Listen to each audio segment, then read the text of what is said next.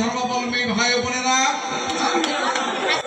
এই আয়োজনের সম্মানিত সভাপতি, সাধারণ সম্পাদক, আমার সাথে আগত বাংলাদেশ জাতীয়তাবাদী দল এবং এর অঙ্গ সহযোগী সংগঠনের প্রিয় নেতৃবৃন্দ, আমার ডান পাশে উপস্থিত ভুলতা ফারিদ, ওসি সাহেব, মোখলেসুর রহমান সাহেব, যারা আজকে আপনাদের সার্বিক নিরাপত্তার জন্য অতন্ত্র প্রহরীর মতো আপনাদেরকে পাহারা দিয়ে যাচ্ছেন, আমি ভুলতা পুলিশ ফাঁড়ির সমস্ত পুলিশ ভাইদেরকে আমার ব্যক্তিগত পক্ষ থেকে এবং দলের পক্ষ থেকে শুভেচ্ছা, অভিনন্দন এবং সালাম জানাচ্ছি। প্রিয় ভাই বোনেরা, আজকে শারদীয় দুর্গোৎসবের নবমী দিনে আগামীকালকে দশমী আপনারা এই দেবীকে বিসর্জন দিয়ে এই অনুষ্ঠানের সমাপ্তি ঘোষণা করবেন।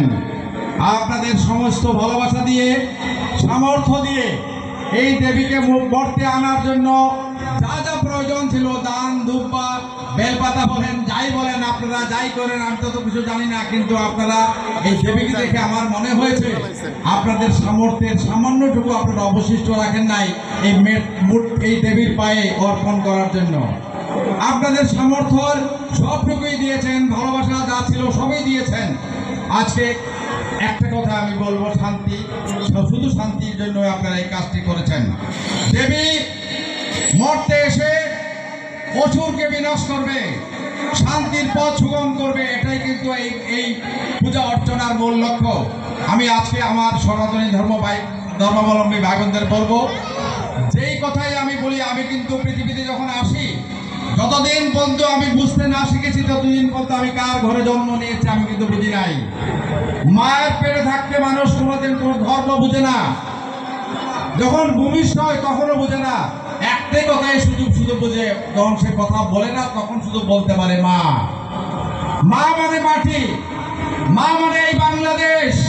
এই মায়ের জন্য আমি ৭১ যুদ্ধ করেছি, স্বাধীনতা লড়াই করেছি, আমার জীবন বাজি রেখে এই দেশকে আমি মুক্ত করেছি, এই পতাকা আমি অর্জন করেছি। এই পতাকা, এই মাটির, এই মায়ের অবমাননা হবে এমন কোনো কাজ আমি তো করতে পারবো না। আমি আপনাদের সবার জন্য যুদ্ধ করেছি, আজকেও আপনাদের সবার ভালোর জন্য আমি লড়াই করব, আমি সংগ্রাম করব। আপনাদের ভালো মন্দে, আপনাদের সুখ দুঃখে আপনাদের পাশে থাকবো। আজকে এই দিনে, আনন্দের দিনে আপনাদেরকে সবাইকে আরো একবার শারদীয় শুভেচ্ছা জানিয়ে আমি আমার বক্তব্য শেষ করব। রূপগঞ্জের 49টি এরকম পূজা মণ্ডপ আছে, প্রত্যেকটিতে আমরা যাব।